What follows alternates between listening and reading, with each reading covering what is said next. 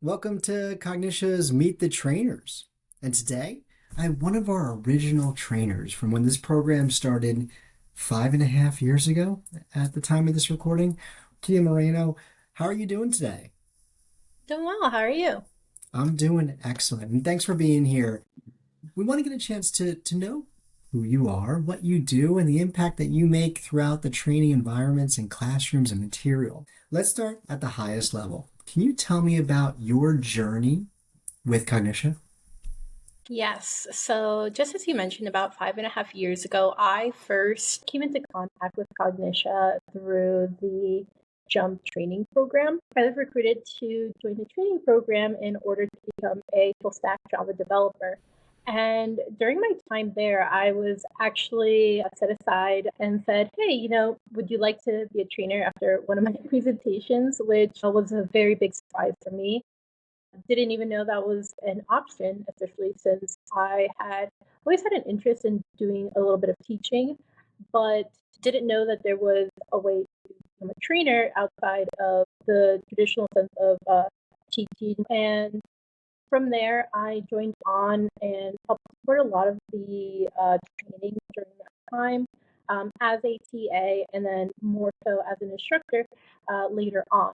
Especially over the years, I kind of developed myself in order to learn more and more about technologies that just came my way, especially as there were more and more needs for our job full stack as well as more towards the cloud end and then generative AI for sure over the last couple years. Excellent. So that's quite a journey. So you started out in what at the time was known as the Jump program, where you went through a class with the expected outcome to be a Java developer and go over to one of our client sites.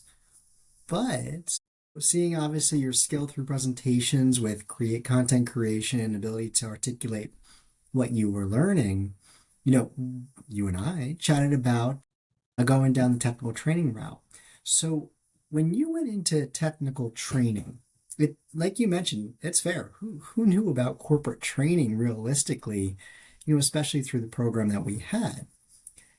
You have always been a continuous learner, and you kind of talked about that right there with the different technologies. What technologies do you find yourself, or would you say you specialize in now?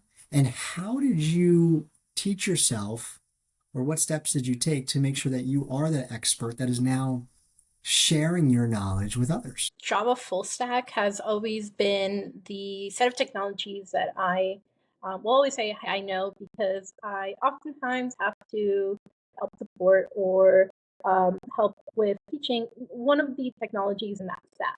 But for the most part, especially the last few years, it's moved more towards cloud computing. And obviously, too, I've had to become more specialized in just learning more about just AI and generative AI.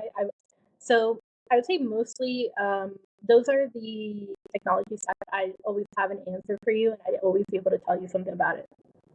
I love it. You certainly know Gen AI more than most people by far. And one of the reasons that you've consistently even stayed on top of that area is because now you are our content manager.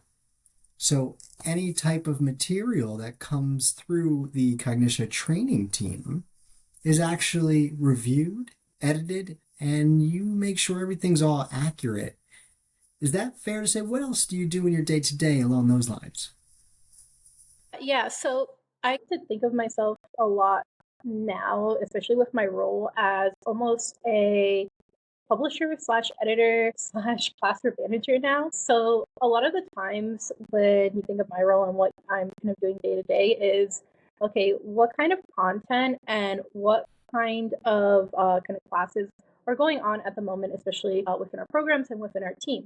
Because if there is content, I have to have some level of review within it. So I'm literally going in as just like traditional editing of like, hey, are there spelling mistakes? Does this flow well? Hey, can you change the color on this? I can't really read it.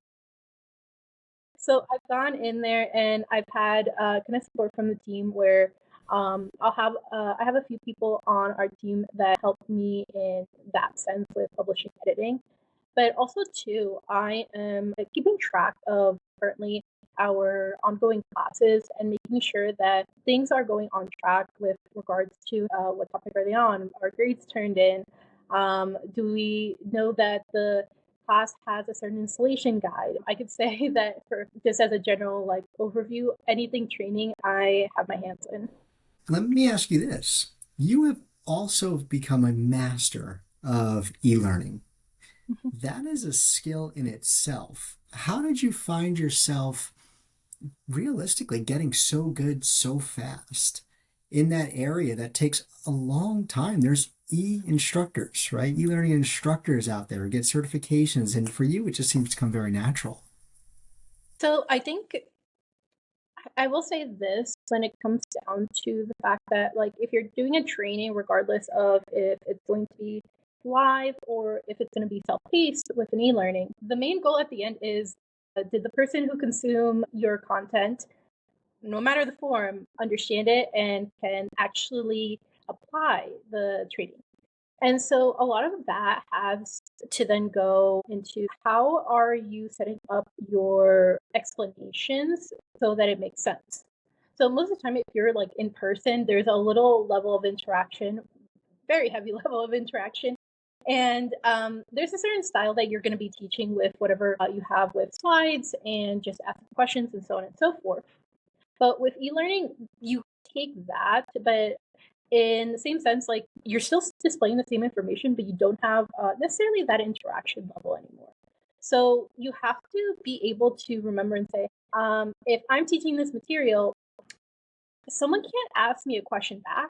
So for the most part, you have to start at a level where you say, okay, well, what's the base level of experience that someone is going to come into a course knowing, and then trying to build up from there, because you don't have someone that can ask you, hey, I actually don't understand what prompt engineering is. And we're talking about that in this generative AI course.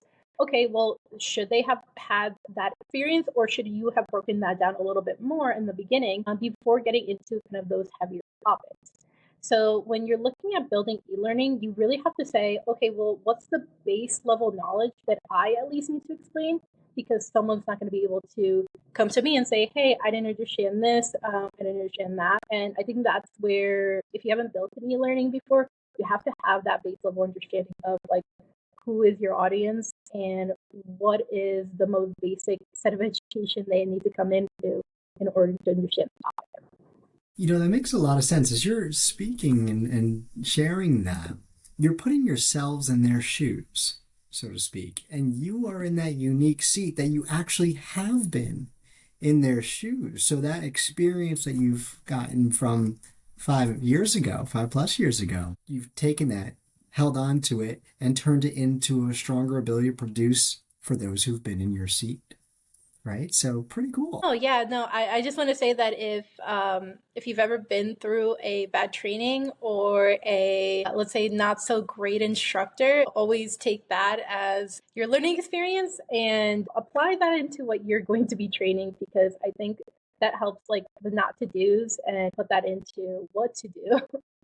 There you go. There you go. Yeah, all parts of experience here. Let me ask you, I know you have some hobbies, and you have some really interesting ones. What is your current hobby kick right now? Sewing, crocheting, cross stitching. I'm trying to like learn a little bit more on how to kind of build up like fabric items and everything. I started to get a little bit more interested in that.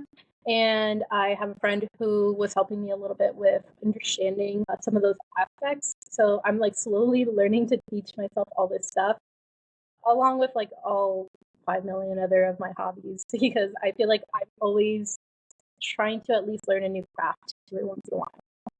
You do not stay still with that. I think every time I've talked to you about that just casually, even if it was something else, that's pretty neat. Now, to wrap us up, we may have some of your future students who are listening to our discussion here. What do you look for a student to, I guess, portray, or even a way for them to stand out in your class if you are facilitating? Yeah. So when it comes to, I guess, like our standout students, recently I was in a class for a day. I trained them for a day, and you can already tell who were like your standout students right away, especially after quite a few years of experience of teaching classes. So when I go in, the big factors are a certain level of confidence when you come for either a question or being able to respond back, because per se, you may be a little bit wrong, or you actually are asking a question because you don't know. But you're coming in with the confidence of, yes, I actually want to learn and I am willing to learn. And I am not just asking this question to ask this question. I'm actually giving you kind of background as to, why I didn't understand it and how I want to understand it. But even for someone who's trying really hard and isn't as naturally talented, they're going to be able to at least articulate, hey, like this is what I don't understand, and I can actually explain why I don't understand it. So I'm not just coming at you with like an open ended question. I think that's outstanding. So you're looking for somebody who's going to share their thought process, right or Mm-hmm. wrong, and then look for clarifications for you, but they're providing some version of their own solutions, even if they're getting in a roadblock. So there you go, smart questions. Hey, it's been great hanging out with you over here. I'm looking forward to seeing your next course that you develop or host, but I really appreciate the time today. I'll let you get back to it. Take care, everybody.